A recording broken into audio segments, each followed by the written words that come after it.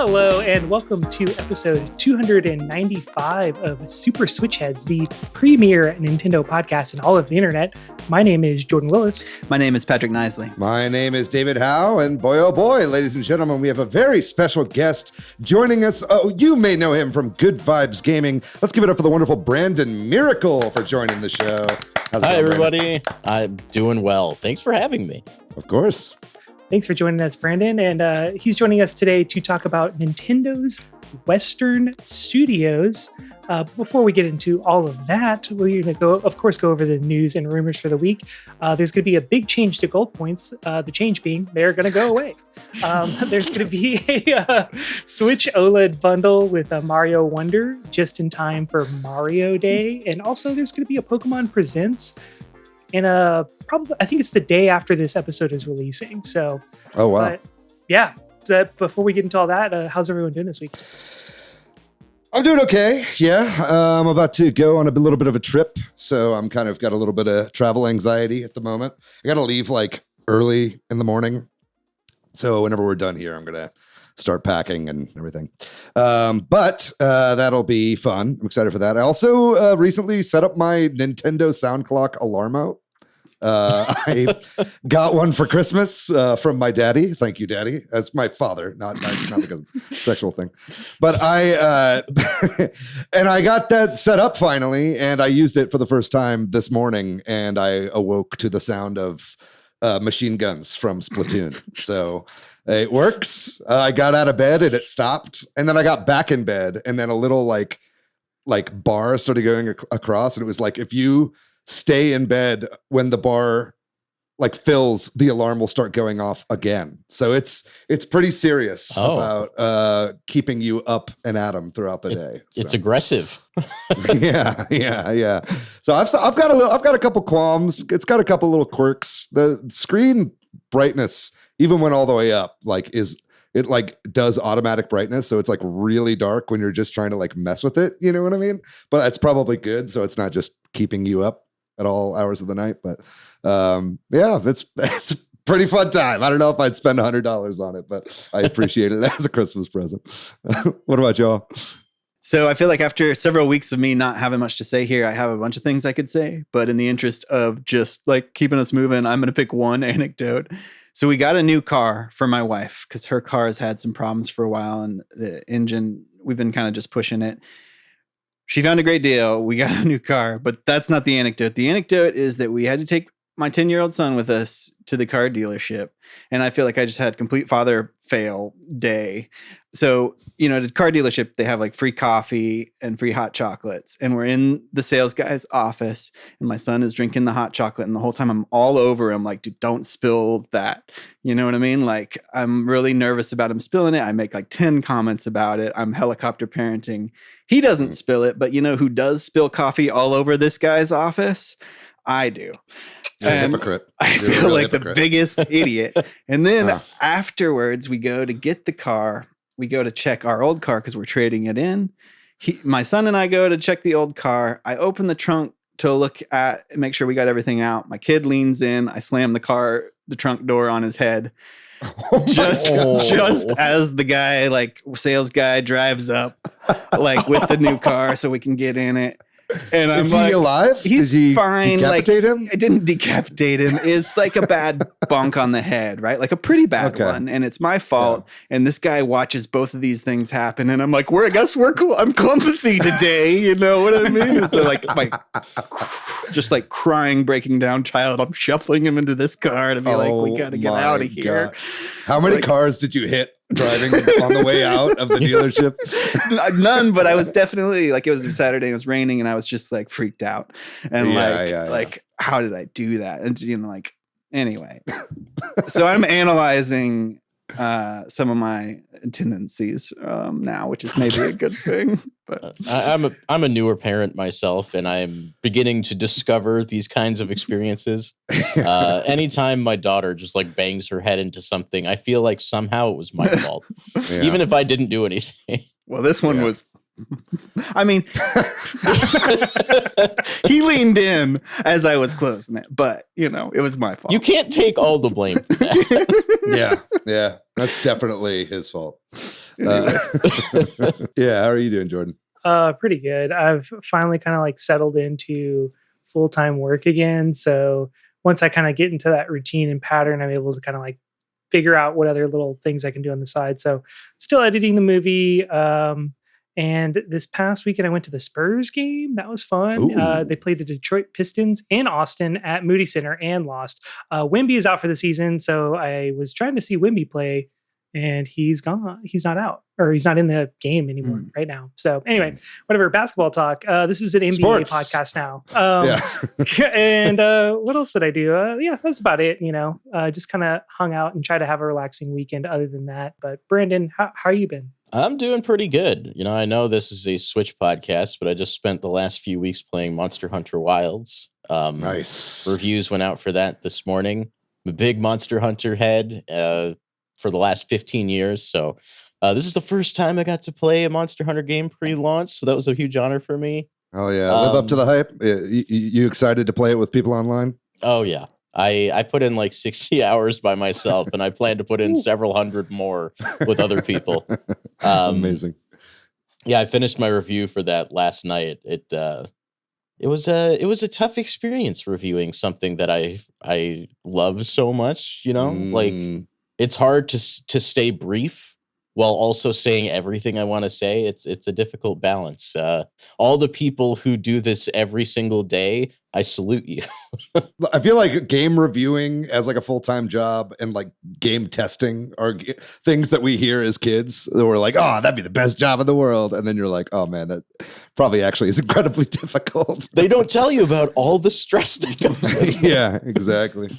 Oh, hey, you have 1 week to finish a 80-hour game. Have fun. Yeah. I thanks to Capcom for one for giving us multiple weeks to play Monster Hunter. I was afraid it was going to be 1 week because there's no way. All right, well, we move along to some shout outs. Last week we did an episode about DigiPen, the game development university, and we got a couple of comments. One was on our Discord from Karuseta, who said, I loved this episode so much, particularly being an educator. And it also made me start to tally up if my master's degree has paid for itself yet. Oh, the forbidden math that you're never meant to do. Don't do that. Yeah, that sounds dangerous. And over on our YouTube channel, we got another comment from Hatstack Mike. And that was more about something in the news where we were talking about the Switch 2 screen, the rumors being that it is not OLED. And Hatstack Mike is a little bit disappointed with that because they've gotten so used to playing handheld with their Switch OLED that their standards are high and will be upset if it is just an LCD screen and would be willing to pay more for an OLED at launch. But I don't know. I don't think Nintendo's going to have those kind of options. I don't know. But I can't see it happening. I see them doing some like different color SKUs maybe like for like Joy-Con colors like they did the first time. But I think they want to have, there will be a version OLED with smaller bezels and an OLED later and everything like that. That's how I kind of see it happening again. I was a little disappointed to hear this myself, but at the same time, LCD technology has improved since the original Switch came out. I have a PlayStation Portal, and that's an LCD screen, and it's really, really nice looking. Okay. Nintendo's usually not on the cutting edge when it comes to technology, but, they could surprise us here, or not. Yeah. Time will tell, I suppose. Well, if you too want to be shouted out on next week's episode, then leave a comment somewhere online and tag us or join our Discord and be part of us talking about the episode over there. And we'll try to shout you out next time. We do appreciate it when our listeners and viewers share the podcast online in a place like Reddit or leave a review on Apple. And also, if you want to financially support the podcast, we have a Patreon where you can become a patron. And we appreciate all our patrons over on Patreon. And if you are unaware, we have a video version of the podcast over on YouTube. And you can check out that and see our faces. And we would appreciate it if you hit like and subscribe over there if you haven't already. And with that, we're going to move on to the news for the week. So like Jordan said, we're going to start off with the gold coins or gold points rather, for Nintendo Switch. Apparently they are going to be discontinuing gold points. Starting on March 24th, you will not be able to earn gold points. And this is something that you earn when you buy a digital game or if you buy a physical game, you can get like a small percentage of gold points. Yeah, it's like within the first, I think, year or so Yep. of the game's being out, release. Yeah. So it's not like resale shenanigans. So this is one big change. Before we discuss this, I'll just bring up the other one, and that's that people have noticed that the voucher system, and that is where you can pay $100 to get essentially $120 or roughly of Nintendo money, is also changing. And that is really more just a clarification that apparently the vouchers cannot be redeemed for games exclusive to the Nintendo Switch 2 system. So both of these changes imply that essentially they're kind of getting rid of their, discounts and rewards programs for the Switch. Hopefully this means they're gonna add some things too, because it kind of sucks to have things go away without like being replaced with something. But yeah. I think it's about time. Also, like the vouchers, I feel like they will still do vouchers. It's just when every game goes up to $70, they don't want to give that deep of a discount. They don't want to do a $40 discount instead. So I feel like the vouchers may come back in another form, just at a higher price point, specifically for Switch 2 titles. Yeah. And it doesn't say the vouchers are going away. It just says that they cannot be redeemed for Switch 2 titles. But, that being said, they do allow you to cash a voucher in for a $50 game, which I think is a little shisty. Yeah. Can we say that? Is that a word we can say still? I think so. I don't know. Okay. Yeah. I'll Google it after when I'm editing. Yeah, I mean, I think it's a matter of time before they kill vouchers, TBH. I think it's like they've got shelf life on them already. Like they have like purchase dates that they're good until like when you buy the vouchers like ahead of time, right? So I think vouchers are probably numbered, and yeah, you're right. I think that it is like a $70 regular price point for Switch 2 games thing. But I think, I think gold points will be back in some form, if not exactly the same thing. Gold points were always kind of weird to me anyway. Like I know a lot of people like saved up a bunch of gold points and they were like, hey, I can like buy a game, but it's kind of like the same if you just spend the 10 gold points you have on it, if you get like marginal savings throughout. So it's always just been kind of like a perceived, it has been a value. It has been a real value, right? For sure. And I know it sucks that they're taking it away, but to me, I hope that this means that they're going to be revamping a lot of the eShop in general, right? And even if that means pushing out an eShop update to the original Switch as well, when Switch 2 launches, once they're kind of like supporting two different systems on the same infrastructure, just because the original eShop has sucked this whole time, and I think that it's just nice to see something happening, even if it is a bad thing right now. I hope that they replace it with something much better, but that's kind of my take on it. I think one thing that people are overlooking too when they talk about game vouchers not working on for Switch 2 titles is that they're still going to be releasing Switch 1 titles. Mm-hmm. That install base is way too strong. They're not going to drop it cold turkey. They did the same thing with the 3DS. I think the more like premium games that people are looking forward to, like the next original entry in like the 3D Mario series, obviously Mario Kart, stuff like that will be Switch 2 titles. But I can see us getting more ports, more HD versions of Wii and GameCube games coming out for Switch 1 for the next year, maybe 2. Totally. Yeah, that'd be good. I'd like to save $10 on Switch 1 games as I buy old games for my new system. Well, we move on to the US now has a Switch OLED Mario Wonder bundle that is going to be released, like I think Jordan said, coming out on March 1st, which is not Mario Day. I guess March 10th is, right? But is like right before it. That's Mari Day. That's just Mari Day. Yeah. But essentially, this is a Switch OLED Super Mario Bros. Wonder and 3 months of NSO for $350, which is the price of the OLED.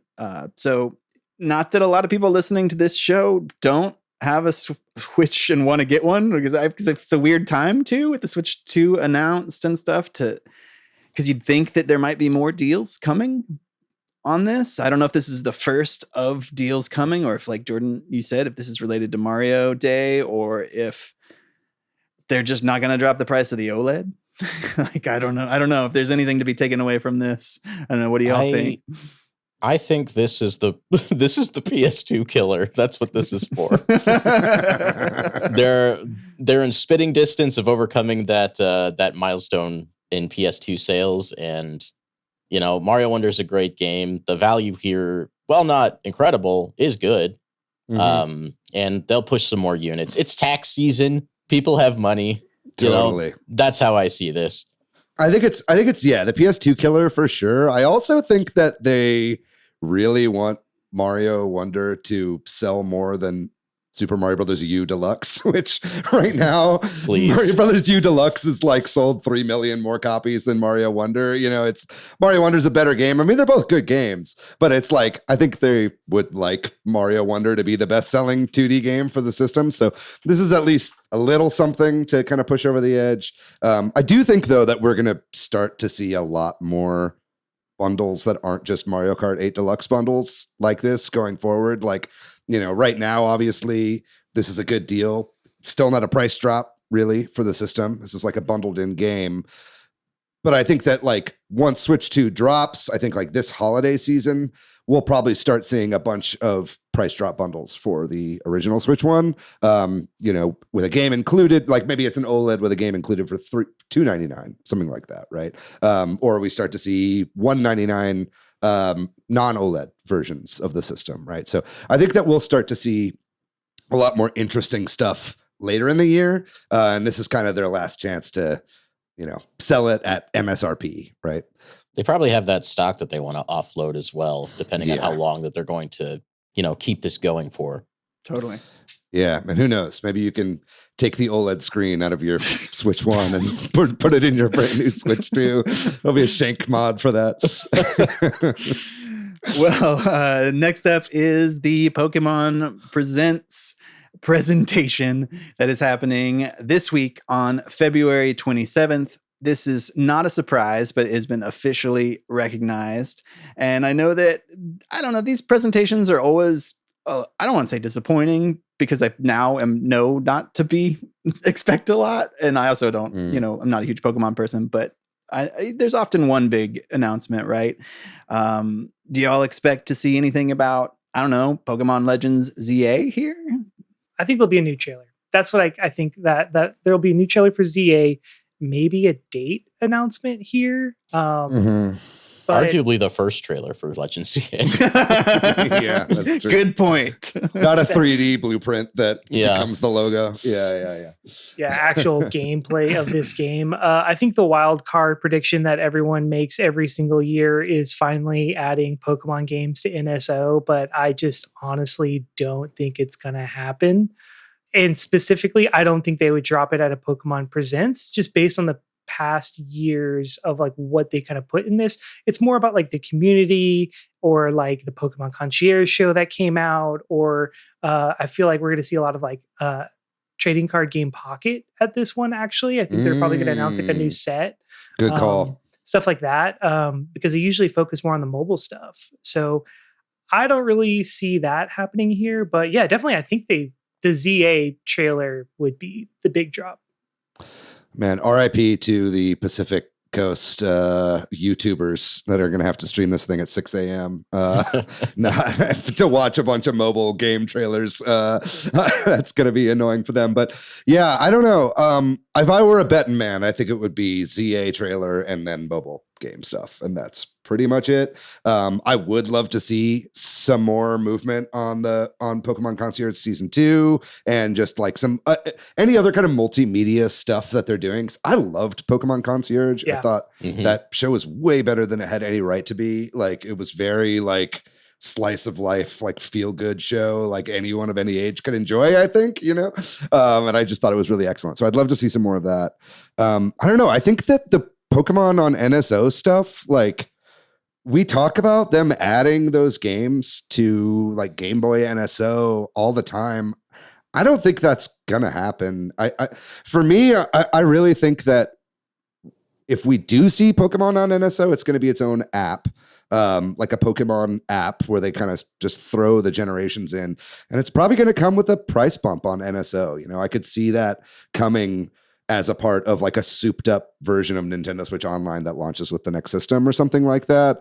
I don't know. It just screams to me like there's so many features for the Switch 1 that we've been waiting forever for that I think they're just holding for the next console that I think was originally supposed to be out by this point, like themes, something beyond the black and white theme for the Switch. I think a Pokemon thing like this makes sense. The Wind Waker and Twilight Princess HD ports are also things. It's like, why haven't those come out? I think they've just been continually pushing them back to have a good launch lineup for NSO, like at the beginning of the new system. So I think I would kind of expect that to be happening, but I would love to be wrong and finally have that happen. But I am certainly not holding my breath. I think it's probably, a good thing to just kind of keep your expectations in check with Pokemon Presents. We look at Pokemon Presents through a Nintendo lens, but Pokemon Presents wants you to look at it through Pokemon the brand lens, because it's a multimedia franchise. There's a ton of pillars to it. The one thing I think I'd like to see that we haven't had in a long time is a new animated movie. Mm-hmm. The last couple in particular I thought were beautiful. Power of Us is a gorgeously animated movie, and right after they started getting good, they just kind of stopped making them. So I'm a little disappointed about that. And I know it's a little early because that announcement was fairly recent, but I'd love if we got a sneak peek at whatever Aardman is doing with Pokemon. Yeah, right. Totally. As far as NSO is concerned, I'm not holding my breath. I'd love to be wrong, but maybe we'll get something else like the Pokemon pinball games on NSO or a localized version of the sequel to the TCG RPG, please. Yes. Oh my God, I would die. I've played that game like entirely on an emulator. I would happily play that again just so I could play online with my friends because like trading and battling in the Pokemon TCG Game Boy game is so fun, and the sequel is so much better than the original. Oh man, you just got my hopes up. That's never going to happen. Sorry. Can I add one more thing that I'd love to see happen with Pokemon that seems like Nintendo or a Pokemon company or whoever is just kind of leaving this on the table? Now that Nintendo has gotten way more into live in-person parks experiences, it is very weird to me that there is not really a Pokemon theme park, right? I don't know if that's because it's too big for Universal Studios and it would be very much its own thing, like Japan has a bunch of Pokemon centers everywhere, right? But those are like retail stores. Like I think like a Pokemon theme park would be so cool.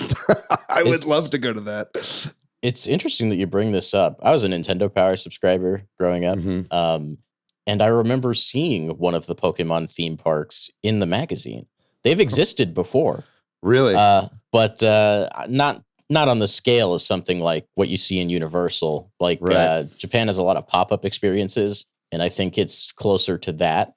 But yeah, you're right. It's so weird. Like Pokemon is one of the biggest media franchises on the planet. Why? This is easy money. Yeah, it's crazy. It'll have to go the way of the abandoned idea for the Mist theme park that was going to be at Disney for a while. I don't know if you guys ever knew that was going to be a thing. Did not know about that, but that sounds awesome. Based on Mist Island. What a different world would be. It's basically a giant escape room at that point. Yeah, right? Well, we should move on to talk about the fact that we are now halfway between the announcement of the Switch 2 and the Switch 2 Direct. This is really just a chance for us to talk a little bit about the Switch 2, though we kind of did there with the Pokemon Presents. But the wait is halfway over. So cool. Yeah, I think it's also an opportunity for us to talk about the fact that RIP February Direct that did not happen. That is, I mean, I guess theoretically it could happen like this week, but I just don't see that happening with Pokemon Day also this week, right? Or the Pokemon Presents, right? So I think that I'm just surprised, I guess, that they announced the Switch 2 so far ahead of the Direct, and then we're like, wait 2 to 3 months. It's just unlike Nintendo to announce stuff that early, and it's been a pretty difficult wait for this Direct. I'm not gonna lie. The timeline there isn't too different than what happened with the Switch 1. We had that reveal trailer, I think it was October of 2016. And then we had the big kind of like blowout presentation in like January. the stage presentation. Yeah. This is actually technically sooner than in that case. And I don't remember how well remember the Wii U era, but things were bad back then. That's true. Maybe that's why it feels so much worse now, is because, like, I don't know, we all have so much more ADHD from the 7 years of uninterrupted internet access and Switch speculation and stuff like that. But I don't know, it definitely feels like a really long time to me. We could move on then to the next news item, which is that, unfortunately, over at Netflix, that they have let go of an undisclosed amount of people at Night School Studio, which is one of their development teams that they own that made the Oxenfree games. So, we talked about what Netflix is doing with video games a couple episodes back, and it's just unclear since they have closed the big AAA studio they had and then now are laying off people. It doesn't look good, or it's unclear to me. And I guess we should also point out that somebody high up, I think, at Netflix, when they talked about this, I think it was this that they talked about AI, about how AI is going to help them make great experiences for players. So Wow. Prove it. I can't wait. Or don't. I don't, Well, also my Netflix subscription just went up in price again, and then they lay Yep. off a bunch of people. So it's like, where's his money going? It's going to the Chat GPT subscription that yeah. they buy for all of their employees. Oh my Just God. use DeepSeek, man. Come on. It's going to all this R&D on AI and all their costs associated with it, probably, right?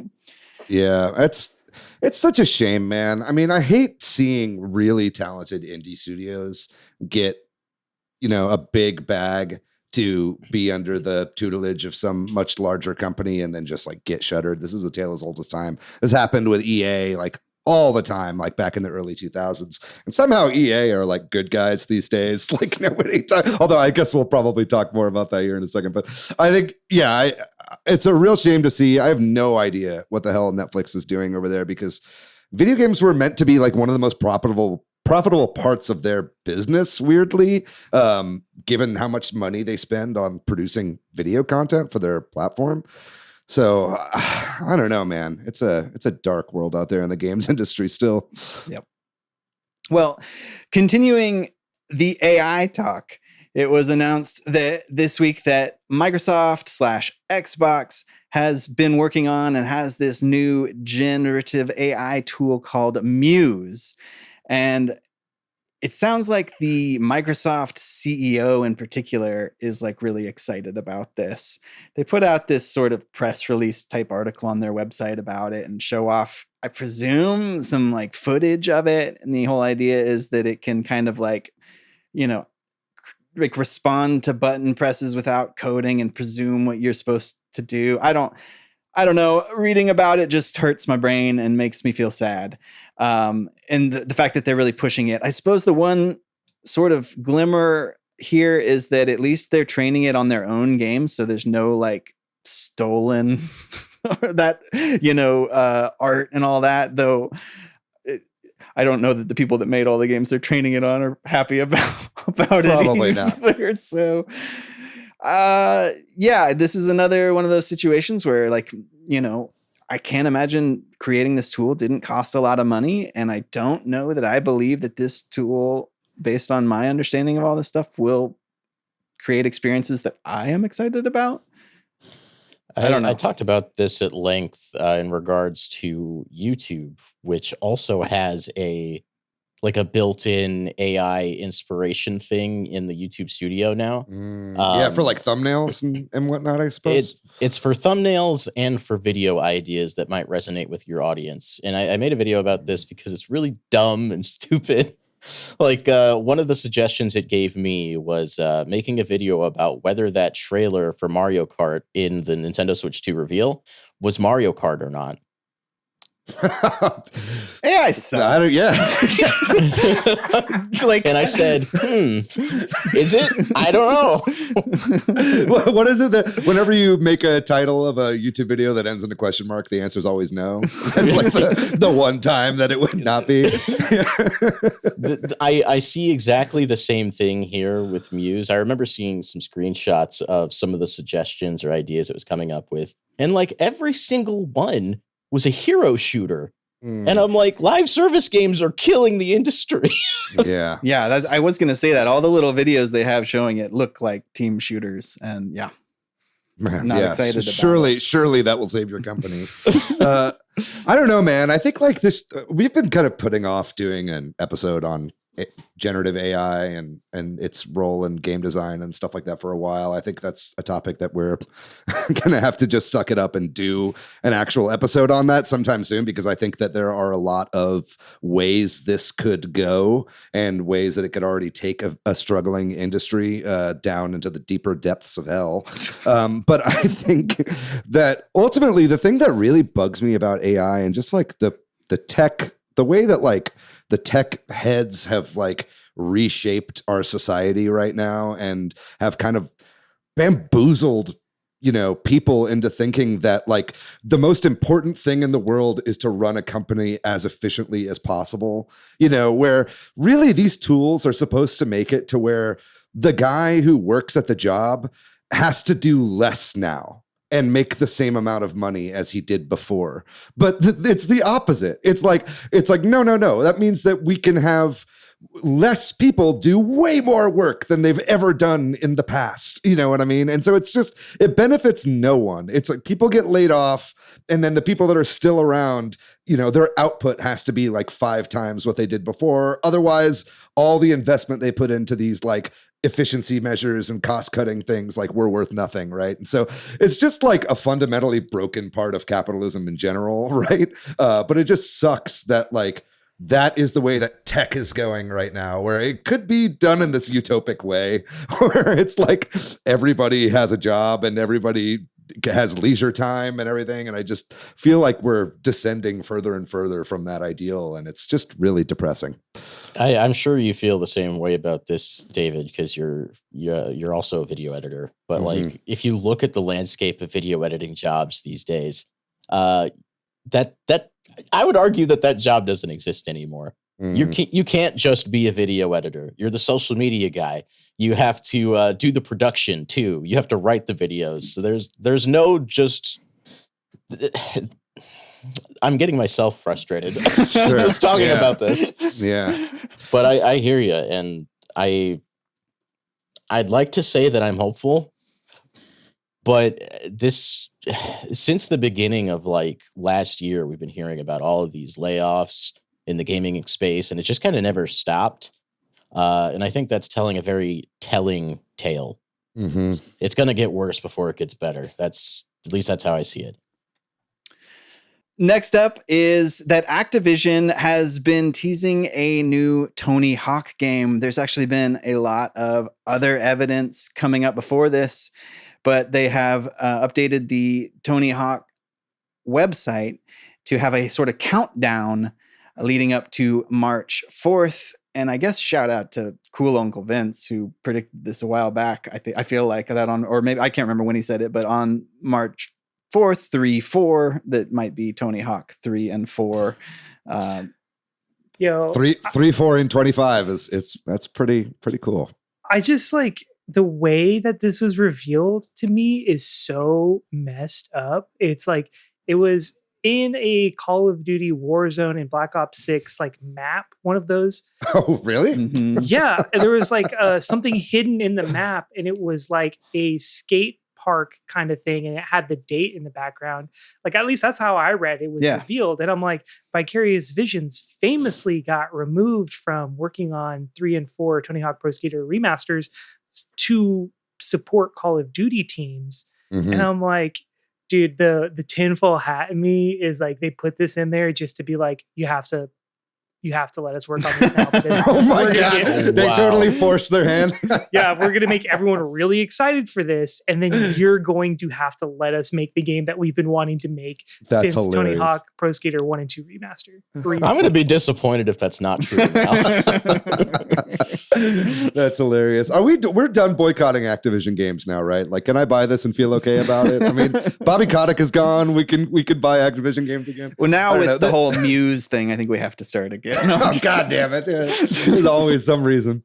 No, but no, I mean, I'm Tony Hawk Pro Skater 3 is my favorite Tony Hawk game. So I'm very excited. I was really disappointed, like you said, Jordan, that they kind of took the team off of those remasters, because I thought, honestly, the 1+2 remake it's one of the best video game remakes or remasters I've ever played. I think they did a really, really good job with that. So yeah, I'm super pumped for this. And yeah, I mean, this seems like a very easy Switch 2 launch title if this thing is coming out pretty soon. Well, our last bit of news then here that we wanted to talk about is that a former Sony president, Shuhei Yoshida, if I'm saying that right, went on to a podcast, talked about a number of things, but one of the ones that we wanted to talk about here is he talked about how he wanted to clarify sort of that Sony isn't forcing any of its studios to make live service games, but it is probably just incentivizing them to, or saying that that's the games they want to make. So they are probably then, I guess, making them because Sony wants them to make them. They're like, hey, you want to make live service games, right? What like kind of mental gymnastics? We're not going to give you funding if you don't make a live service game, but you don't have to make a live service game. We're just not going to pay you to do it. It does sound a little mob bossy, doesn't it? Yeah. Yeah.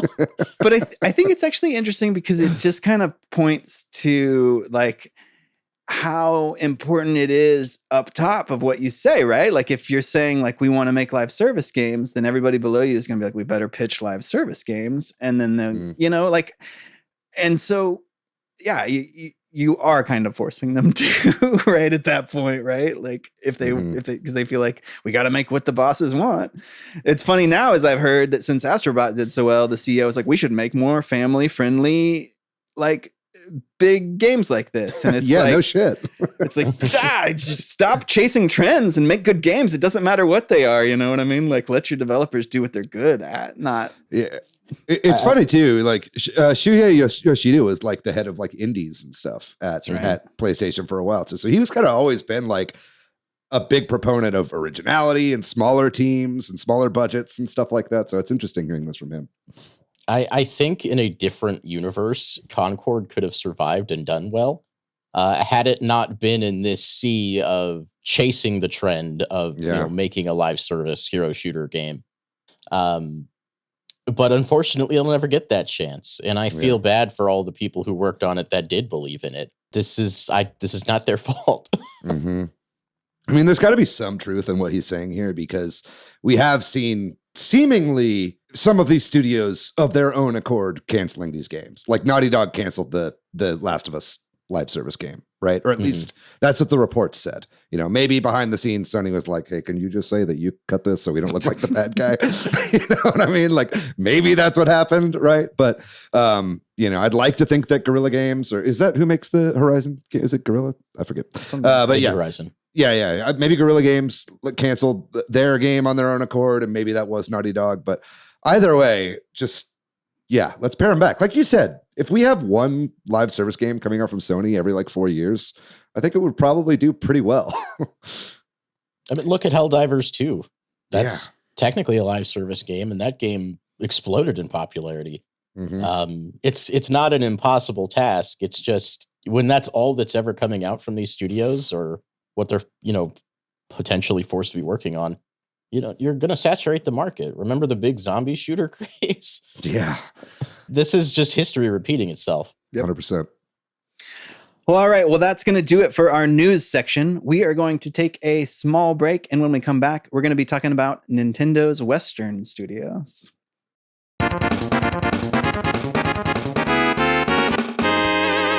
We are back, and this week we are talking about Nintendo's Western studios. We're going to be doing a little bit of a tour and a discussion, just going down the list of all of the studios that Nintendo owns and or majorly works with that are, in the US or Canada or Europe or Australia. Yeah, we're just going to kind of walk through them and talk about some of their history and the games they've made and any thoughts on them and that sort of thing. It's always interesting because, I feel like you hear Nintendo made a game, and then it's interesting to find out if you're not, casual and you're interested, like which studios and kind of what games each one make. And so this will be an exploration of that. Yeah, I think that it's an interesting topic. Well, this is maybe part of a bigger series that we'll be doing on the show of just like kind of breaking down a little bit of each of Nintendo studios in general. And it's kind of easier to start here than it is in Japan, right? Because first of all the Japanese studios are like different combinations of like E and P and D, and they don't have like very easy names to remember. And they're kind of spread throughout, like, there's some in Tokyo, some in Kyoto, some elsewhere. And I feel like they're a little bit more obfuscated in Japan on exactly who works on what. And a lot of times they're helping each other out or whatnot. But the Western studios, I feel like are a lot more clear cut and a lot more easy to see what games they've worked on, who gets credited for each one and stuff like that. And yeah, like you said, Patrick, it's just kind of interesting, being like, oh, that game was made here in the US. You never really think about that when it comes to Nintendo. So yeah, I'm excited to kind of delve deeply into this.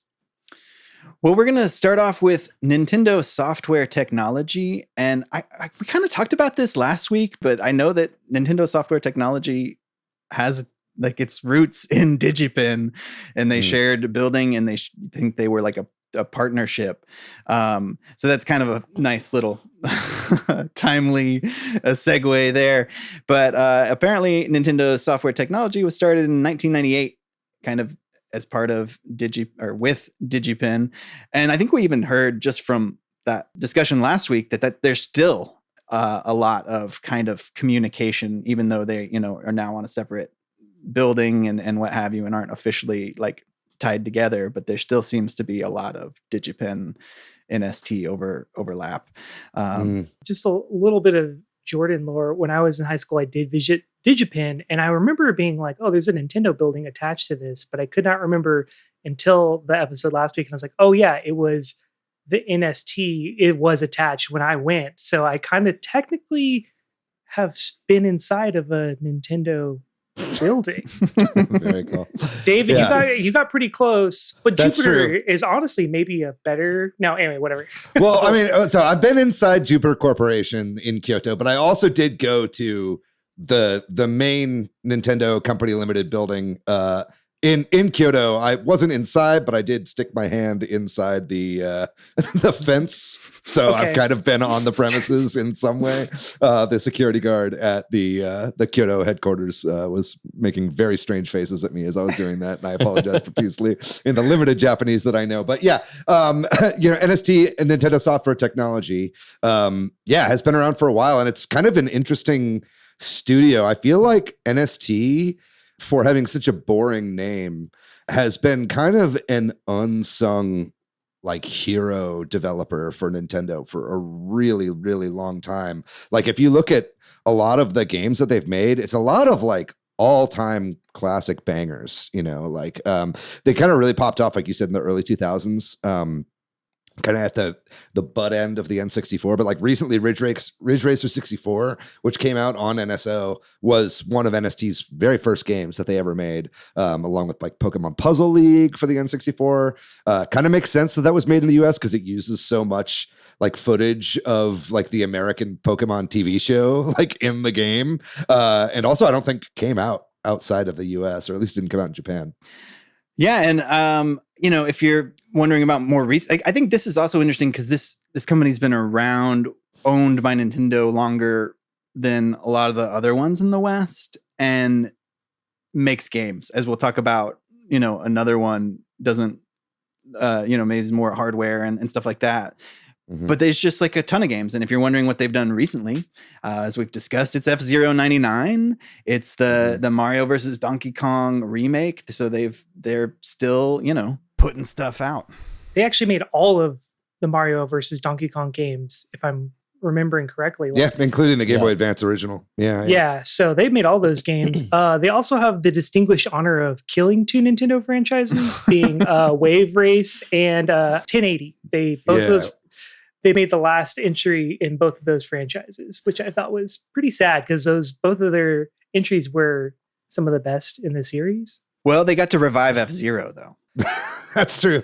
Yeah, they've been tied to racing since the very beginning, right? With Ridge Racer and Wave Race Blue Storm and stuff like that. They also weirdly did the Masterpiece mode in Smash Brothers Brawl, which I think is really funny. Just these 5-minute demos of all these video games. that is a bit of a theme that I think that we'll see going around some of these Western development studios. Yeah, I think that's like why sometimes it is obfuscated, like who made some of these games, right? Because like as you look through the credits of some of these, you will see like supported this game, and it's like, well, what did they do? You know, like we don't know. Mm-hmm. They just did something on that game, but they did the 5 minutes of this or whatever. Yeah, there's a couple other really notable ones I think we should talk about. Is Metroid Prime Hunters is an excellent game that doesn't really get talked about anymore. Okay, Jordan's giving me the so-so hands, but I love Metroid Prime Hunters. Metroid Prime Hunters had online battle, if I'm not mistaken, right? Like it did. That was crazy to play Metroid Prime online with your friends on a DS. Like that felt so futuristic at the time when that was out. So I really loved that. They did the English translation for Sin and Punishment when that came to like the N64 virtual, the Wii Virtual Console. So I'd love to see. I mean, that's something that I think Nintendo has been leaving on the table for forever, is like official translations of some of these old games. We talked about it before, right? I'd love to see more of that. We've gotten like little tastes of that sort of recently. Any other standouts anybody wants to talk about? They gave development support to a number of those sort of early or like sort of indie games that kind of got official in Nintendo Sport, like Snipper Clips and The Stretchers and Good Job. Just from looking at their list, I think that's kind of interesting. Like, I don't know. It's just an interesting roster of games. like you can point to Mario and versus Donkey Kong as like a real strong one there and racing stuff, but then it's kind of just random things, it feels like. It does really run the gamut here. Like they did port work and the new content in Super Mario Maker for 3DS. And the same is true of also Captain Toad Treasure Tracker when it came to 3DS and Switch. And again with Mario 3D World. So, you know, Nintendo is certainly having them help on some of their, biggest properties. Yeah, I wonder how much of Bowser's Fury was actually in-house at Nintendo Software Technology.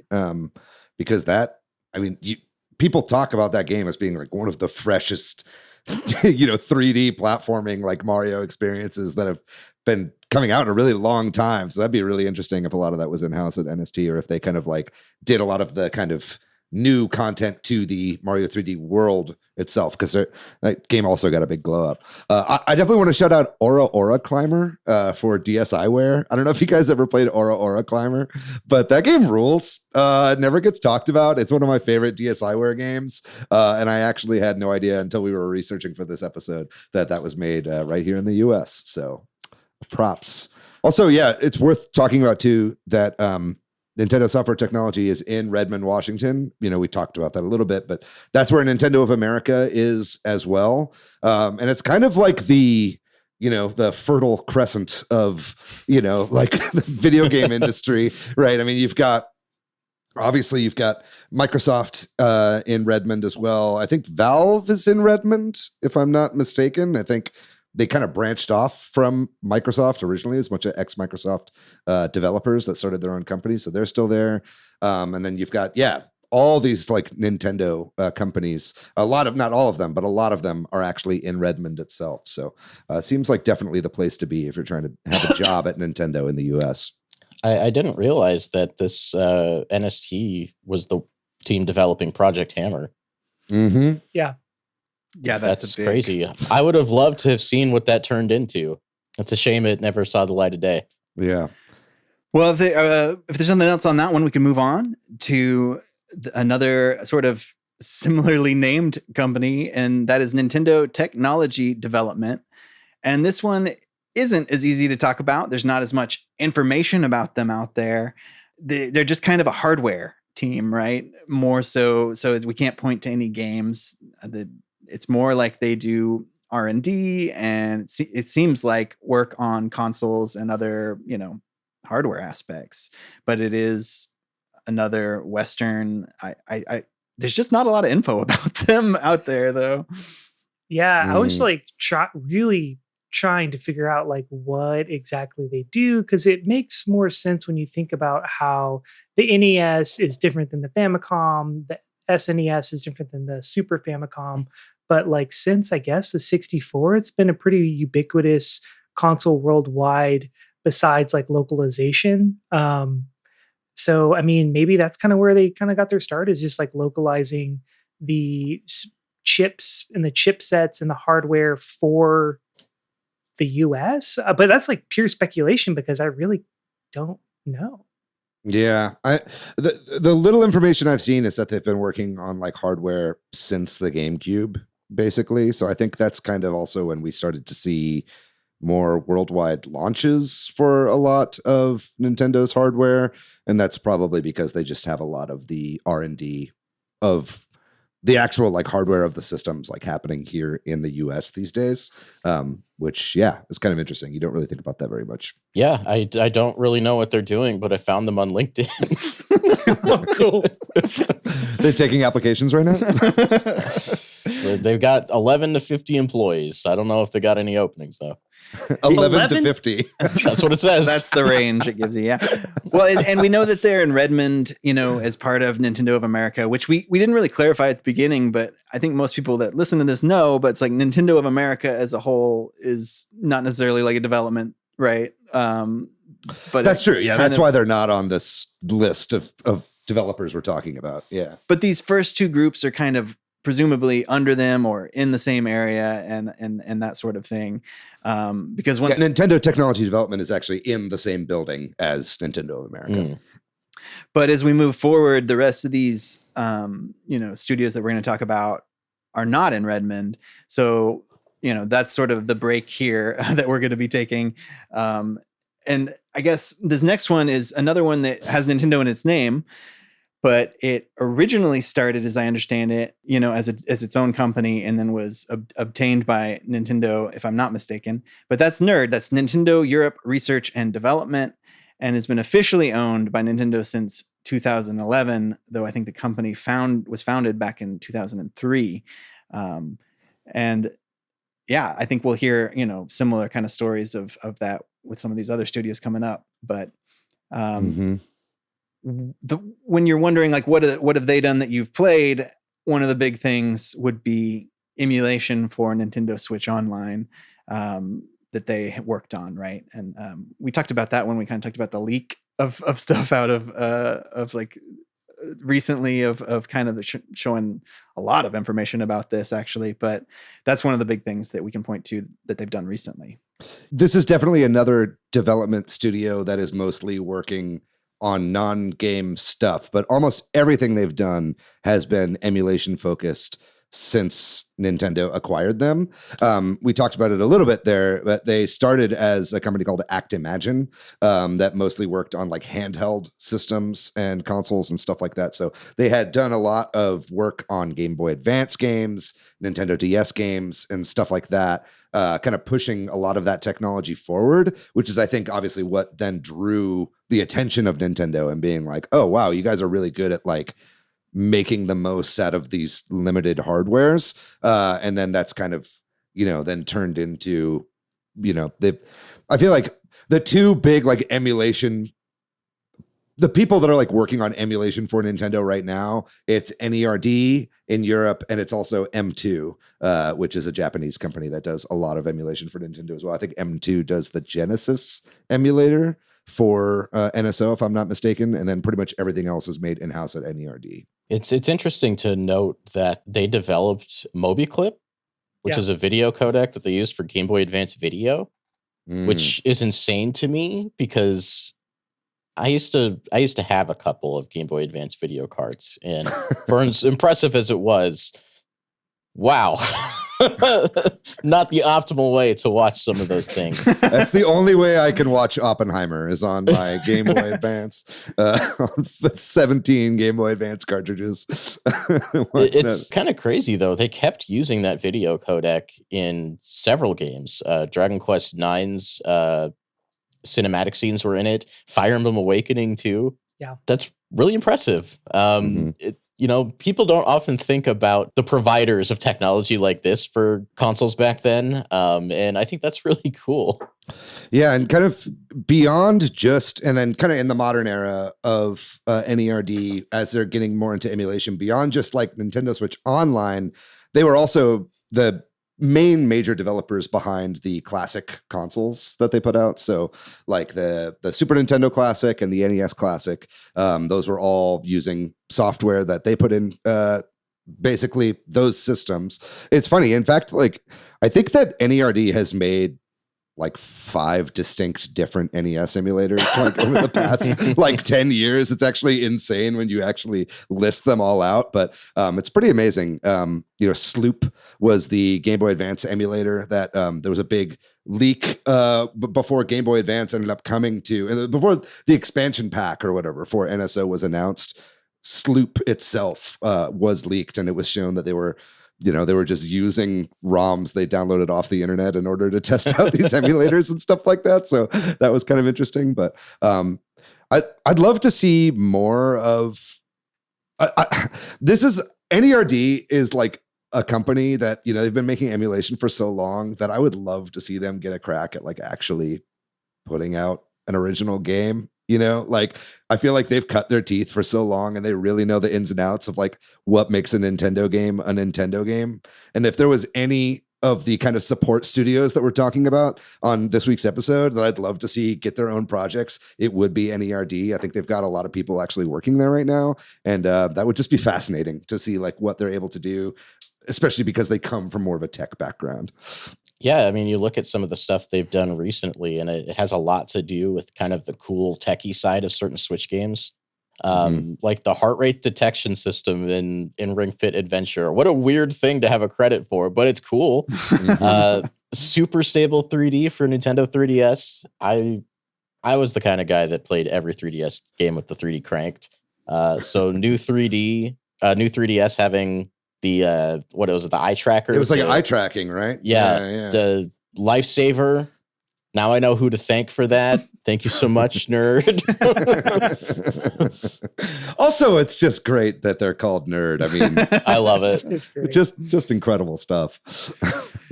Well, we can talk about the next studio then, and that is Next Level Games, which is a Canadian company that's based in Vancouver, which is not terribly far from Washington. This is another company that started as independent or not owned by Nintendo, and started back in 2002 and then was acquired officially by Nintendo not that long ago in 2021, actually. And they have made a number of games that you might be aware of. Most recently, in the Switch era, that is Luigi's Mansion 3 and Mario Strikers Battle League, as well as, other games in those franchises and some other ones that we can talk about here. But yeah, that's Next Level Games. Big overview. Anybody have any games or any particular insights on this one? I love Punch Out Wii. Nice. Me too. That's all. I love Punch Out Wii. That's all you got to say. We love that racist game. That's Can't wait for Logan Paul to bring back the Punch Out franchise. Oh my goodness. Oh, no. It is interesting to me that they were started in 2002 and then 2014 they were like, we're only working with Nintendo, which is kind of interesting. And it's kind of like, it's a thing Nintendo does, is they kind of have these studios, and we'll talk about this a little bit more later, that are not owned by them, but only make games for them, which I think is like a really fascinating thing that they've kind of like cornered in the market. But yeah, man, I'm a huge Luigi's Mansion 2 and 3 fan. Luigi's Mansion Dark Moon. Defender, I'd say. Some people don't really care for that game, but I thought it was fantastic. Yeah, so I mean, it's cool to see like them. I'm kind of curious like what made them want to acquire this studio in particular. just based on like the work they did before they worked with Nintendo is, it's like we got NHL Hits Pro, and then they made Super Mario Strikers, and then suddenly, they're mostly working with Nintendo. It's kind of fascinating. Well, it's interesting too because they only really got fully acquired in 2021, and already at that point they were exclusively making games for Nintendo for a while. Nintendo kind of tends to do that, I think, where it's like they'll find a Western developer that they like and then be like, we're just going to pay you enough money to where you don't work with anybody else. There probably are also non-compete clauses that they take when they take on some of these projects with Nintendo. And it's sort of, I guess, maybe like a trial run to see if it's like worth actually fully acquiring them. We'll talk in a little bit about some of these other studios that are more like affiliates of Nintendo that they don't exclusively work with them. But I think that these are all kind of potential next studios for Nintendo to acquire. But yeah, they made some really interesting ones, like Captain America Super Soldier for the Xbox 360. They made that with Sega, right? I don't think that was like a huge hit or anything. So maybe that's when they were like, please, Nintendo, we'll do anything for you from here on out. But yeah, Metroid Prime Federation Force is another interesting one. That's another Metroid side project that has been kind of relegated to a US development company. That's something that we still see to this day, right? I mean, we've got Mercury's team that has been making Metroid games for a while now. Obviously, we talked about NST doing Metroid Prime Hunters. That doesn't surprise me, given that Metroid, A, is not a huge franchise in general, and B, has never really taken off in Japan. So it makes sense that they have those games, and especially like the side games being made by some of these US companies. But yeah, I'm really interested to see what Next Level Games does next, because they have some really talented developers there and some of the best animators in the video game industry as well, I think. I imagine when you get the keys to the Nintendo castle, that's not something you take lightly. That's not something you just stop doing for whatever reason. So, I think once they found success, then you really don't have a reason to go back. There's only so many people in the world that can say they worked on a Mario game. Yeah. True. I think they're working on Luigi's Mansion 4 for the record. I'm throwing that out there right now. I think it's going to be a Switch 2 title within the first 2 years. It's my call. And it's going to take place on a train. Okay. Murder on theory. Luigi's Express. I like that idea. Yeah, I'm that's on interesting. board. Okay, all right. All right. They also made Ticket to Ride. I get it. It all makes sense. Yeah. That's a good point. There's precedent. Yeah. Yeah. I mean, in addition to Punch Out, they also did Doc Lewis's Punch Out, which was an interesting side game to that. Yeah, I don't know. There are some really, really talented developers, and I think the only Nintendo affiliated company that is from Canada at the moment. So that's interesting as well. Well, next up, we've got Retro Studios, which is close to home for some of us here, being in Austin, Texas. That's right. Yeah, and this is, yet another situation, right? That they started and then were acquired by Nintendo. However, in this instance, it was a shorter amount of time. The company was formed in 1998, I believe, to work with Nintendo, and then officially acquired by Nintendo ownership-wise just a few years later in 2002. And Retro is most famous for the Metroid Prime games, and more recently, the Donkey Kong Country, newer entries in that. And that's mostly what they've done. With one little addition in there, but yeah. Any thoughts on Retro? Oh yeah, I mean, we could do an entire episode on Retro, and I'm sure at some point in the future we will. But yeah, I mean, Retro is a really interesting company when we're talking about what maybe drew Nintendo to acquire them. I am so confused as to like how Retro really got started, and I've even watched like a bunch of like Did You Know Gaming episodes like on Retro Studios. So I feel like I know a lot about this, and it's still confusing how they got so much funding from the very beginning, because Retro was working on like 4 different games before they eventually made Metroid Prime that all got canceled. Like out of all the Nintendo development houses, you have to think that Retro has the most canceled games, like out of any of them, right? Like I think, and because there's a lot that we know about, and I think there's probably way more that we don't even know about, right? And they have like long spats between releases often. I think one of the longest being between Donkey Kong Country Returns and Tropical Freeze, and between Metroid Prime 3 and Donkey Kong Country Returns. That's also a pretty long pause. So yeah, they're a really interesting studio. I would have loved to have seen the game Metaforce and Raven Blade, that were some of their early canceled games, that eventually they were like, hey, this is never going to happen. We just need to all move on to Metroid right now and start working on that. But yeah, there's more I could say, but I'll let someone else talk if they'd like to. It's wild, like how much of a troubled history this company has that's documented on the internet. Mm-hmm. Yet the games that they've released are all excellent. There's not a bad one in the bunch. Mm-hmm. And like, it makes me wonder what's happening at other studios. Is it all that like bad? How does this happen? Like what's going on?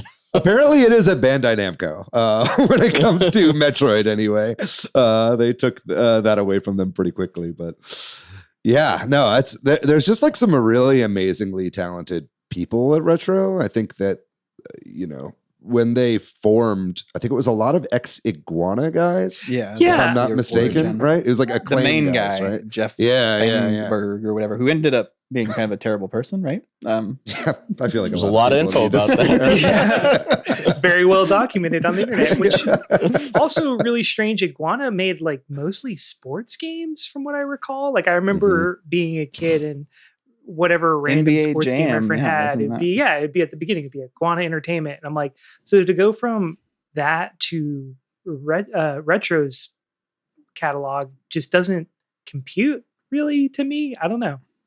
I want to know how they courted Nintendo in the first place. Like without really having, outside of Iguana, not really having a resume as Retro Studios. I'm very curious, like how that relationship started. Did Nintendo just have that little faith in Metroid as a brand that they just kind of tossed it to a Western dev?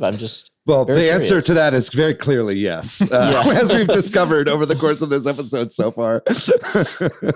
But I do think, and I'm not trying to be glib here, but like I think that like it's the office culture, and I think it's like I think this is like a personality sort of thing. And I think this is something that we're going to be seeing less and less of, like weird bedfellows, like Retro going with Nintendo, like right away, I think was entirely based on like personality, because I've heard a lot of stories about just like crazy early 2000s like E3s where you've got like Miyamoto and Iwata like getting drunk with like the Austin based like developers like at Retro, and just like everybody hanging out at E3 and going to parties and all this different kind of stuff. And I think that that's something that we're just gonna not really see much anymore in like a post E3 world. I think people kind of when people talk about like, oh, we don't need E3 anymore because there are Nintendo Directs now and all this kind of shit. But it's like, that's like really a post-COVID problem of like, people don't get together and like form these unlikely friendships, and these bonds that then like you realize like, oh, wait, you're actually like hella talented. Like, would you like to take Metroid? Oh my God, you killed Metroid. Please make the next 3 games in the series or whatever, right? That's what they're going to do in Vegas at that new con that's only for really high up execs. It's totally them getting drunk. Yeah. The Illuminati of gaming, as I like to call it. Yeah. But yeah, no, I really do think that. And it's like, and not only does it seem like that from the oral history of Retro, but it's like I've also just like heard personal stories from friends that I know that like work at Retro about just like, it's not so much like that anymore, but just like going out to clubs and shit with like David Wise. I think that's like how we were able to get David Wise on this podcast, was just like there are like chum buddies that it's just like the kind of office culture and the personalities of these people I think are just like really infectious. I don't know, it goes a really long way, and a lot of people don't really realize it's not always just the work that gets you gigs. It's like you being like a decent and fun person to be around, like can also like really help, right? This might be one of the most like successful like examples of that happening ever. Yeah. Yes, because in the opposite end of the spectrum, you get like something like Duke Nukem Forever, or where they're able to just escape with so much funding and never put out a game for way too long. Yeah.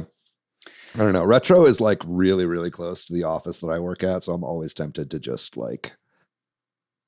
run in and see as much Metroid Prime 4 as I can before somebody throws me out. Yeah. Do the recon. This is a sneaking mission. Yeah. Exactly. I do want to say one last thing, and this is something that a lot of people don't realize, is that Retro also worked a lot on Mario Kart 7. And did a lot of the really cool tracks for that game. And then past that, I think also do a lot of porting in-house too. So like whenever the Mario Kart 7 tracks were then brought forward to Mario Kart 8 Deluxe, I think they were also helping out. I think, so often we hear like, okay, they did like a little bit of like help on this game. I think that happens way more uncredited. Like I think a lot of Retro employees, like during some of those breaks, were supporting other studios with some of those games, Mario Kart included. Well, the last studio we have on the list of fully owned by Nintendo in the West is Shiver Entertainment. And they are based out of Florida and have been around since 2012, but were only fully acquired by Nintendo last year in 2024. And, known for porting Hogwarts Legacy to the Switch, I think is sort of the recent big thing you can point to. There's nothing with Nintendo IP that we can point to, I don't believe. They have ported other games to the Switch in recent history. And just kind of, this is more a future thing, right? Like they were owned by Embracer, and then kind of in the fallout of Embracer selling off stuff, it sounds like Nintendo picked them up. Maybe. What a glow up going from Embracer to Nintendo. Yeah. Oh, what a much better daddy to have. Yeah. So I guess this is more like, why do you think Nintendo acquired them? Is it about having a company that can port third-party games? Jordan's nodding your head to that one. Do you agree? Absolutely. I mean, like they're looking to the future of having a more powerful hardware with the Nintendo Switch 2. So like with that comes, they're going to want to port every game that they can possibly get from this past generation that they missed out on, that couldn't quite make it the leap to the Switch, or the devs didn't want to figure it out. They're going to have their own in-house porting studio to bring all those games over. Yeah, it's worth bringing up too that I think they branched off from Saber Interactive at first, and Saber has done a lot of the like miracle ports to the Switch. I think Saber did maybe The Witcher or one of the Doom games, but Saber's been doing amazing ports, like AAA games that people would never think would be able to run on the Switch for a long time. So it seems like a lot of the original staff kind of were originally from Saber and then moved to Shiver, which is interesting. And I think it also goes to show just how big of a game Hogwarts Legacy really was. I think last thing I heard is that game sold like 30 million copies or something like that, which is just a ton. I mean, that's like, put that against a lot of like, Nintendo first party games, like we were talking about Mario Wonder, like that's sold 17 million copies or 15 million copies or something like that. So 30 million copies. I think a lot of those were on Switch, even though that was not known to be a great port. In fact, a lot of the ports that Shiver have worked on have been kind of infamously bad ports, like Mortal Kombat 11, Mortal Kombat 1 were both kind of known to be pretty bad ports upon release anyway. So it definitely feels like you said, they want them for the better hardware. They want them for whatever's coming next. But this is Nintendo's most recent acquirement. What do you call it? Acquisition. Thank you. I don't know why I forgot that word all of a sudden. Their most recent acquisition, and it's kind of the strangest one to me as well. I mean, if you look at their lineup of Nintendo ports, and I don't know if any of you know why this is, but they're all Warner Brothers games. All of them. Interesting. Scribblenauts Showdown, Mega Pack, Mortal Kombat 11, Mortal Kombat 1, Hogwarts, all Warner Brothers games. Huh. Yeah, that's interesting. I mean, Warner Brothers kind of had a deal with Embracer, right? Yeah, because it's like THQ Nordic was what eventually became Embracer, right? And I know THQ was making a bunch of Warner Brothers games for a while. So I think it's kind of just like out of that coagulation kind of birthed this, smaller studio.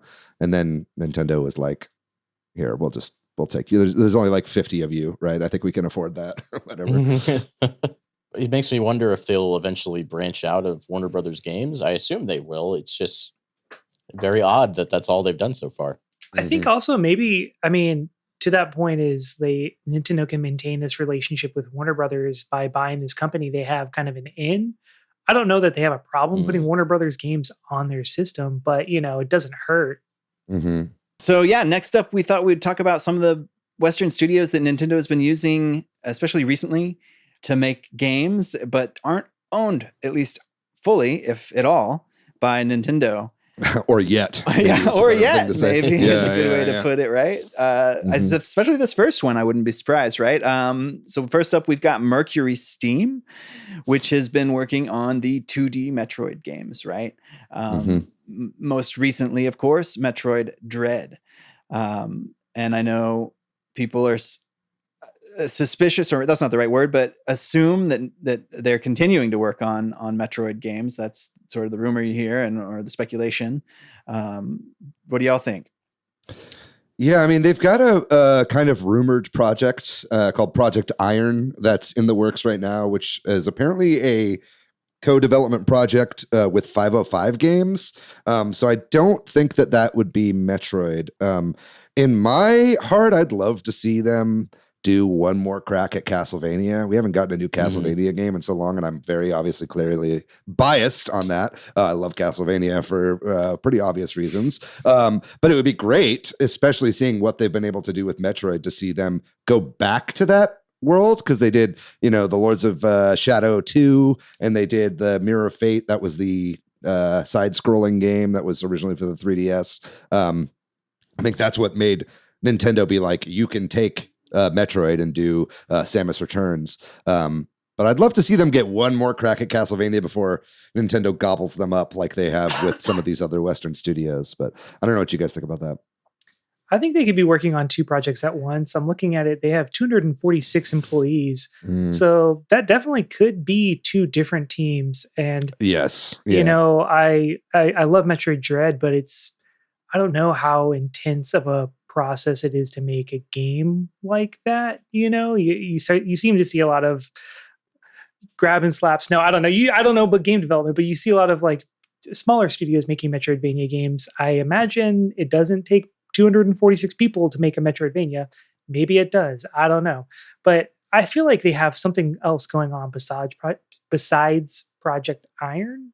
But what that is, I don't know. I would love to see a Castlevania go like by them, but I kind of don't think they're going to get the chance. And if they do eventually get bought by Nintendo, I would be willing to bet that Nintendo would work with Konami to let them make one. But I don't think they're working on it. But this is interesting, though. This is another European developer. This is in Spain, right? Madrid, Yeah. I don't think they have to work on Castlevania. Like Jordan said, there are so many like great indie Metroidvania games being developed today. And we just had Castlevania crossover with, what was it? Dead Cells, right? Dead Cells, yeah. I think it would be cooler, personally, if the Dead Cells devs got the keys to that Castlevania. Didn't mean to make that pun, but sorry. Sometimes they just work out. Yeah, I'd like to see them give it a crack now that they've kind of started that relationship. I don't think Mercury Steam in particular needs to just be a Metroid developer specifically, but they've had less chances to make Metroid than they have Castlevania. Right.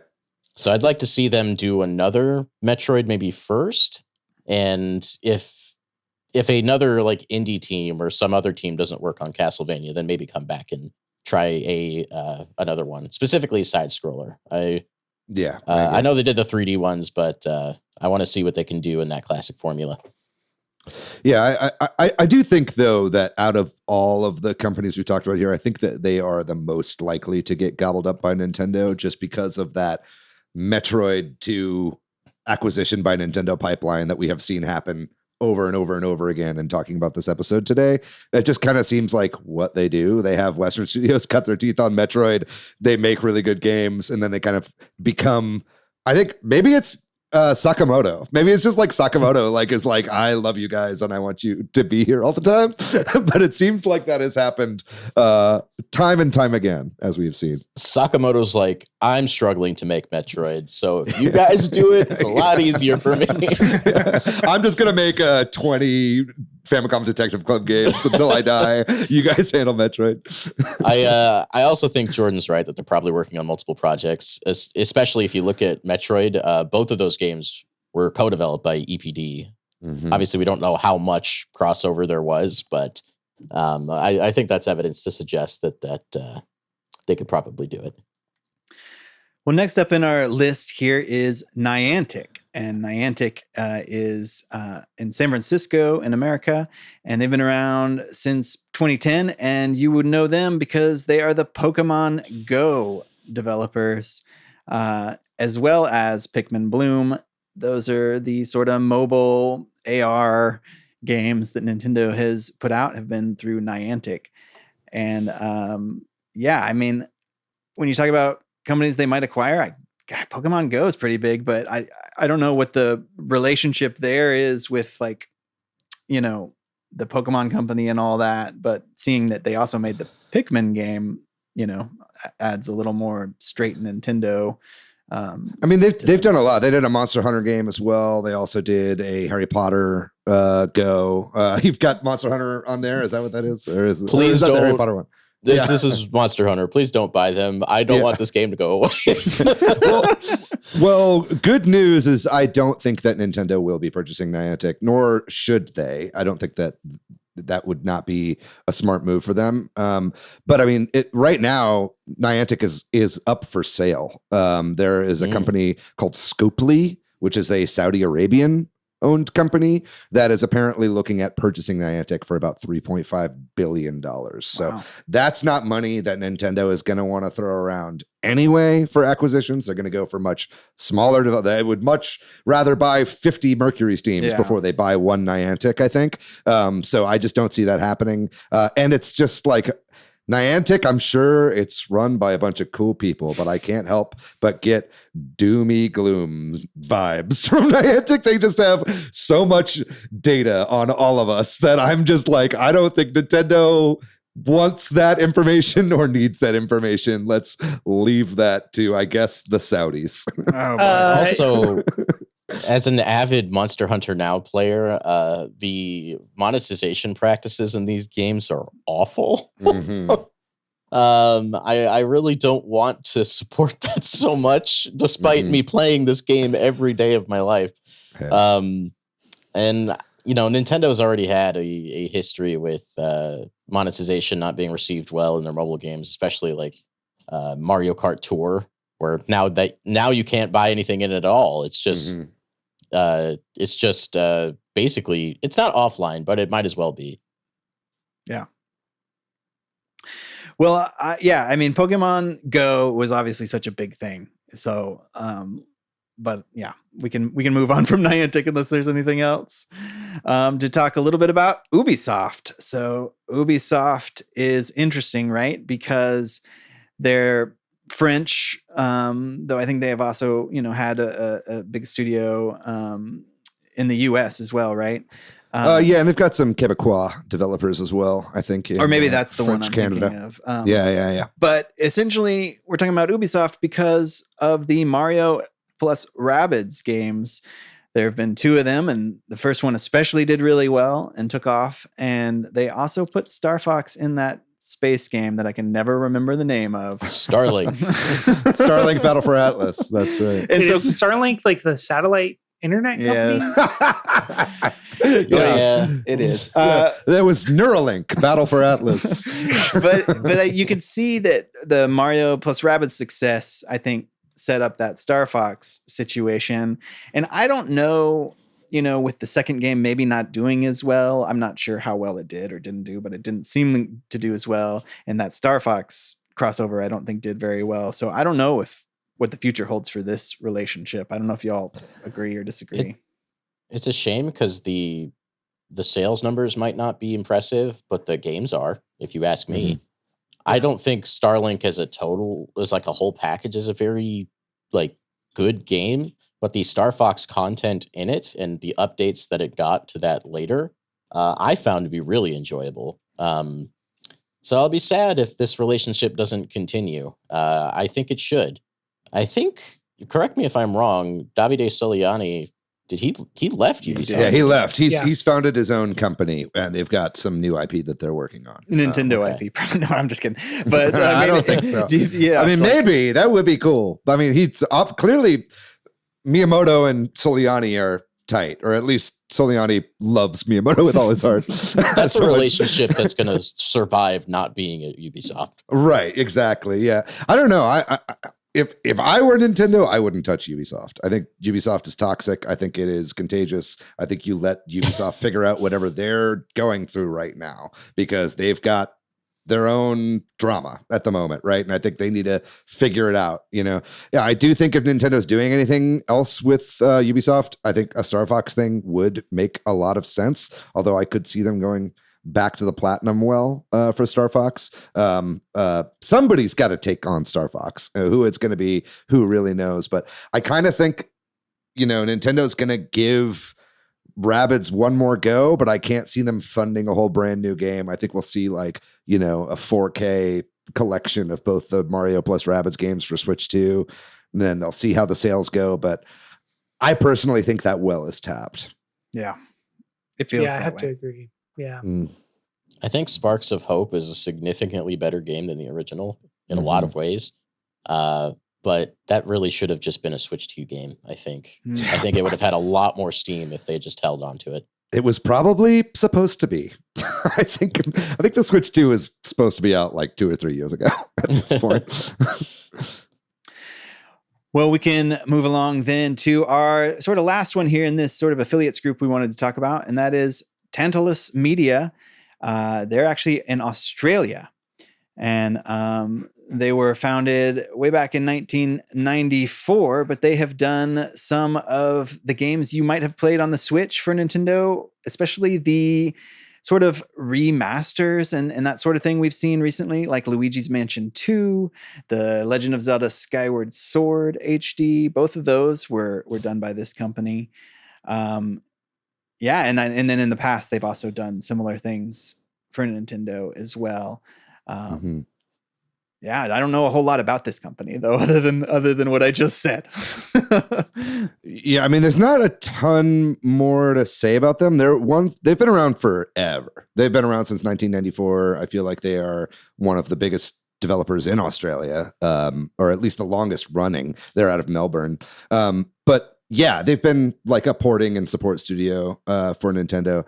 I don't know that I see them getting scooped up by Nintendo anytime soon, and that might just come down more to anything to ego, right? And it's just why would, at this point, 31 years on from the founding of this company, would you become a wholly owned Nintendo subsidiary? I feel like it's newer studios that kind of I mean, not new, but fresher studios, ones that don't have so much history and creative history within their ranks. I think that Tantalus to me seems like somebody who might be a little bit more happy doing their own thing. And I mean, they've done some amazing ports for the Switch, and I don't see any reason that they can't just keep taking the Nintendo bag whenever they come to them, being like, "Hey, can you port Sonic Mania or whatever?" Right? I think that's way more up their alley.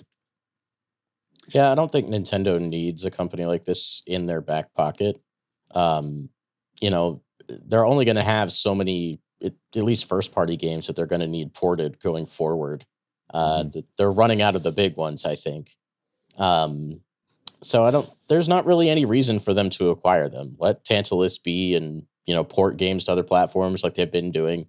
It seems to be working out for them. That said, they did develop Funky Barn for the Wii U, and that tells me everything I need to know.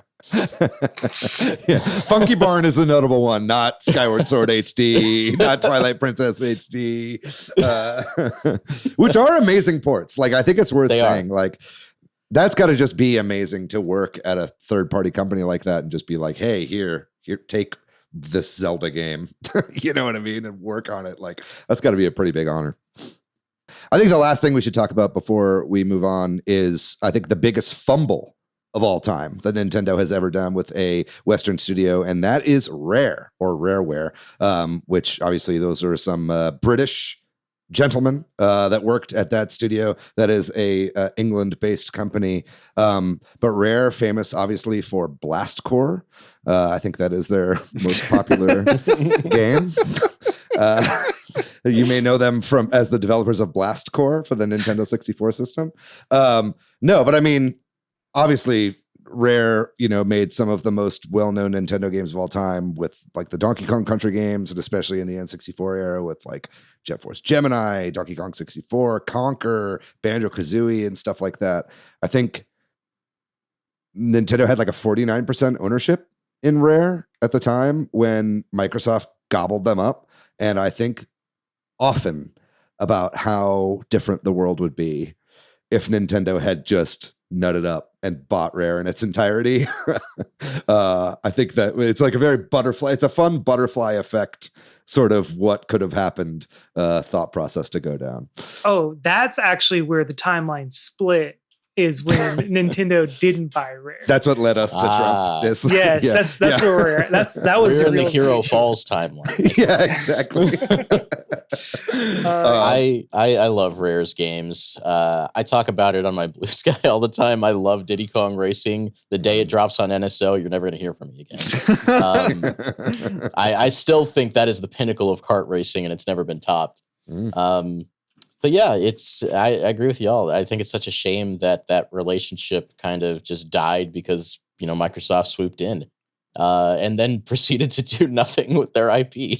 Yeah. I think that's the biggest tragedy of the whole thing, is that they had so much potential to be like the main Xbox studio, you know what I mean? Because they were at the height of their game, I think, really, when Microsoft scooped them up. I mean, I don't know. I say that and it's like we got Perfect Dark Zero and stuff like that. But it's like, but you know what I'm saying? Like, it was, I feel like they had all this opportunity to really push into really interesting ways throughout the GameCube era. And then I feel like we're kind of split apart and, used for parts. Like, it's such a tragedy what happened to like the Banjo-Kazooie franchise. You know what I mean? Yeah. I mean, a Perfect Dark for GameCube just like would have been a perfect fit when they were trying to be more adult, more edgy. That's why we got Metroid Prime. Like, the fact that like that would have been an incredible thing. Instead, we got Perfect Dark Zero. Thanks. I don't know. And then even now they don't even make a ton of games. Like, they made Sea of Thieves in like 2018, and they've been pretty constantly supporting that. And I think the last game they put out was Battletoads in 2020. That's a long time. A lot of them are still working on Sea of Thieves, but it's kind of like a retro situation where like a lot of the guys that are at retro right now weren't around necessarily for like Metroid Prime 1 and 2. I feel like a lot of the original talent from Rare has kind of split off into Platonic, right? And they did Ukulele, they've done a lot of that kind of stuff. And now they're actually working a lot with other developers, like as a publishing house, which is really interesting. But I'd love to see some of those guys from Platonic sort of get the band back together with Nintendo again, and maybe kind of heal some of those wounds. Cause I think that's something that some magic could still happen with some of that original creative talent. I am a bit worried. They announced Everwild in 2019, and we still have not seen that game since that initial reveal trailer. Yep. So I'm very concerned about what's going on with that. Apparently, Jeff Grubb said in a stream in 2021 that Everwild got rebooted. So would not be surprised. I worry that game will never come out. Well, and they also handed off Perfect Dark to Crystal Dynamics. So the Initiative and Crystal Dynamics. Anyway, yeah. Rare is not making the next new Perfect Dark game as well, which is interesting to see. Like, Microsoft take that franchise out of that wheelhouse.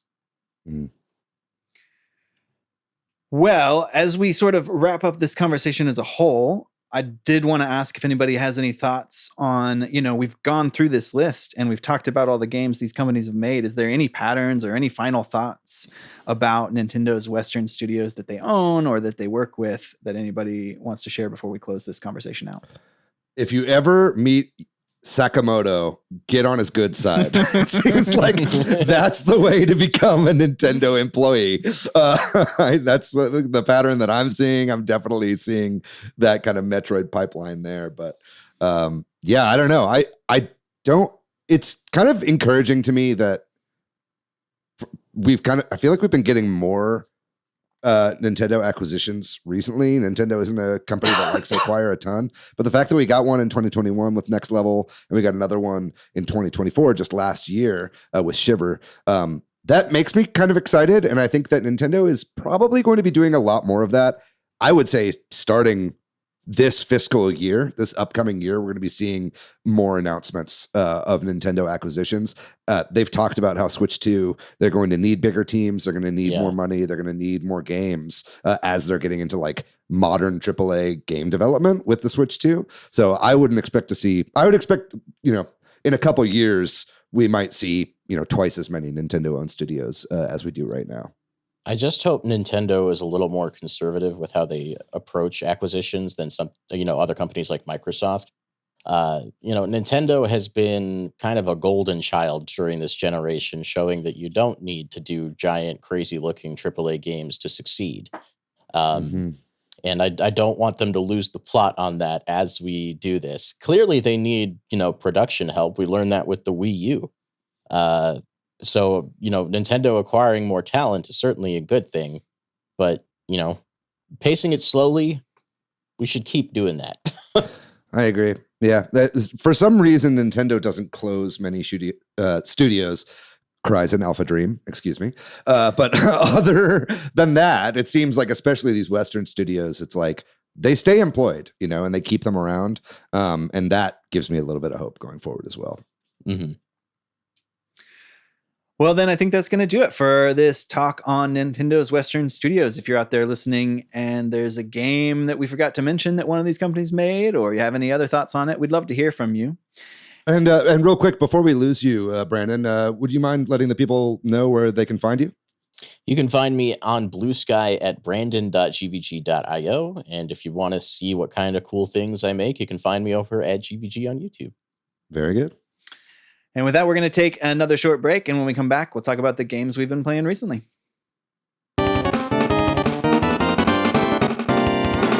All right. I've been continuing to play the same games I've been talking about this last several weeks. Persona 5 Royal and other things that I've talked about in the past. Been playing Minecraft and stuff. But the one thing I thought I might mention is Little Kitty, Big City. It came in one of those fanatical Steam bundles. My kid has actually been asking for us to play this game prior to that. So that's partly why I picked up that bundle.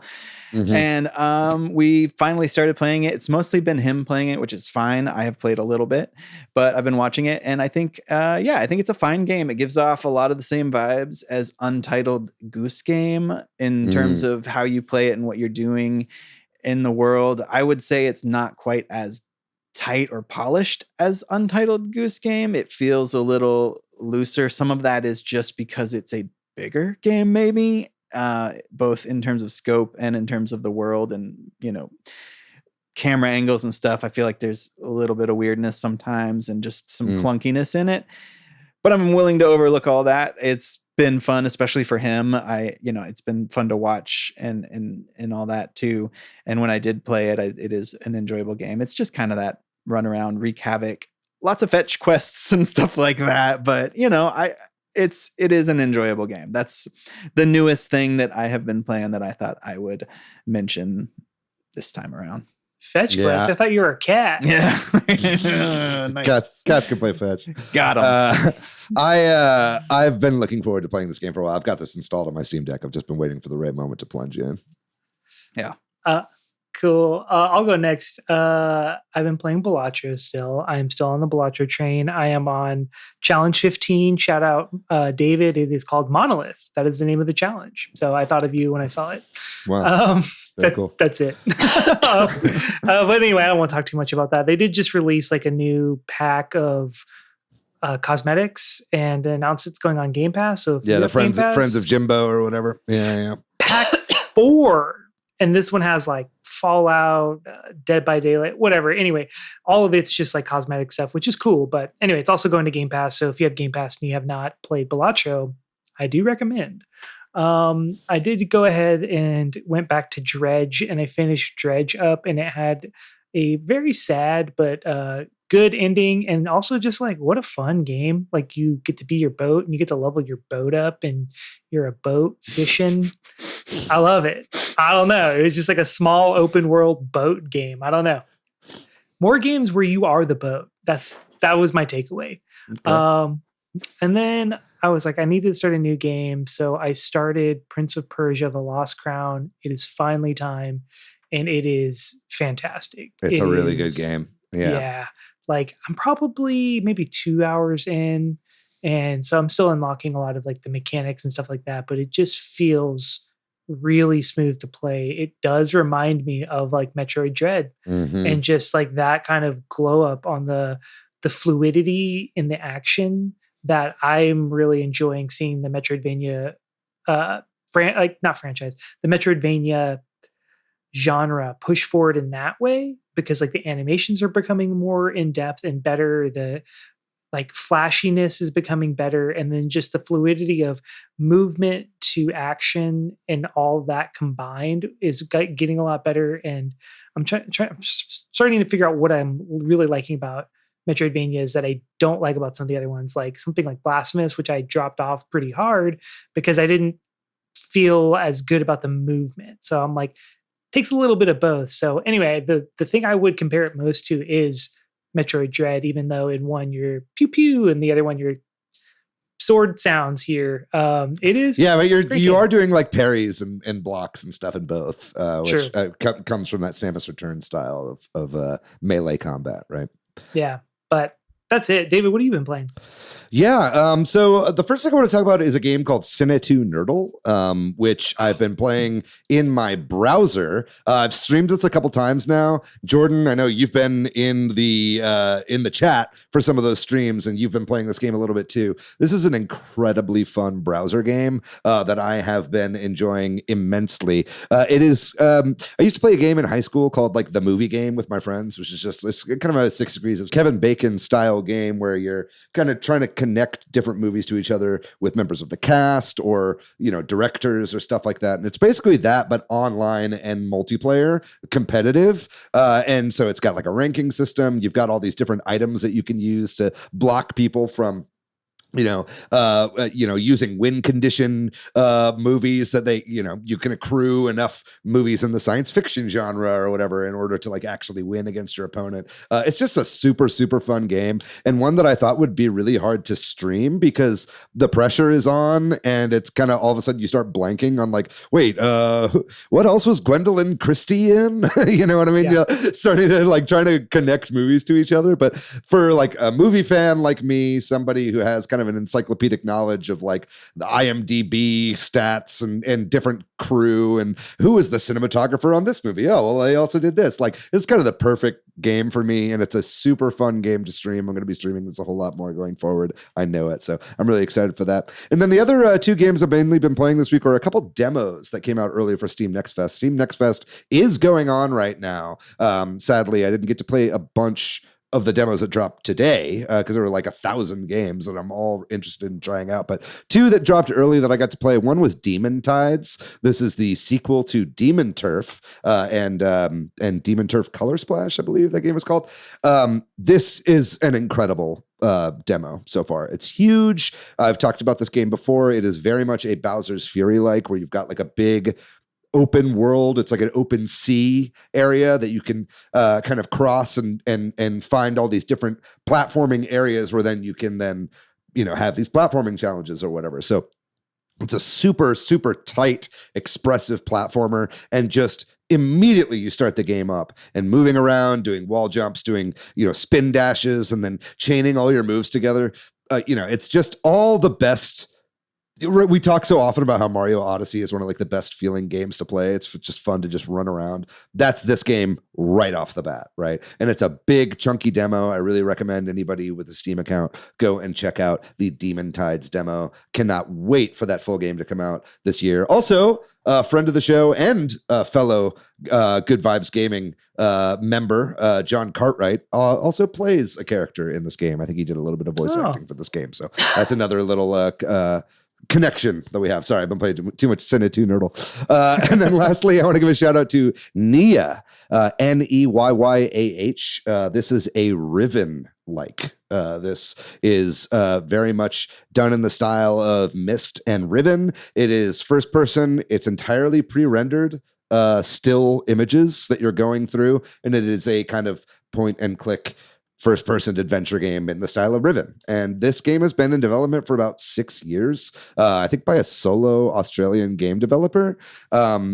It is a little corny, and it is a lot of made-up words all thrown at you in the very beginning of this game. It's kind of overwhelming with lore and story. You can tell this guy has really like filled out this world so much so where you're like, guy, chill a little, you know what I mean?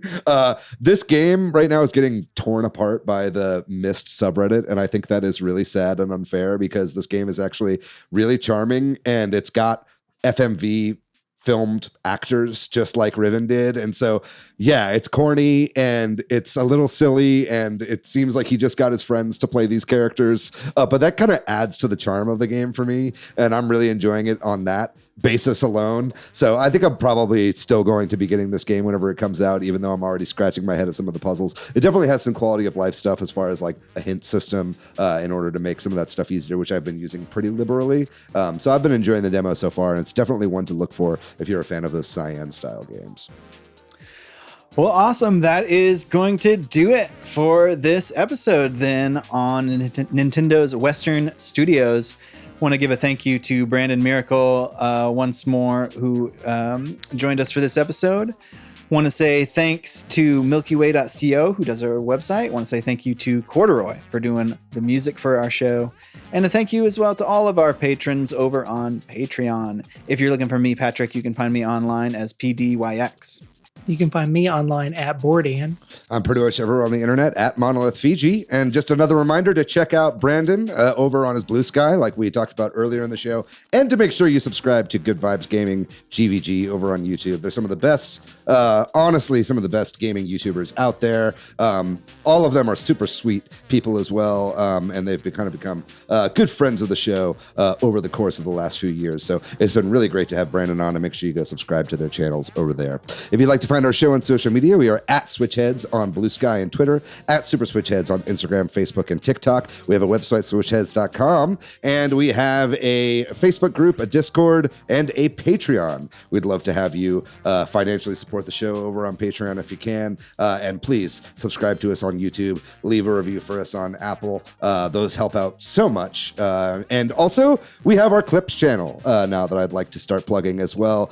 We've got a couple great comments actually recently from some people over there on the Clips channel talking about how they watch some of those and they're going to start listening to the show a lot more. So make sure you check that out as well. Maybe we'll start linking to our Clips channel within the description of the episode on YouTube as well. But it's a great way if you are more of a fan of short form content to get especially some of the more choice news items clipped out of the show as their own individual videos as well. So we'd love to subscribe on there if you're able.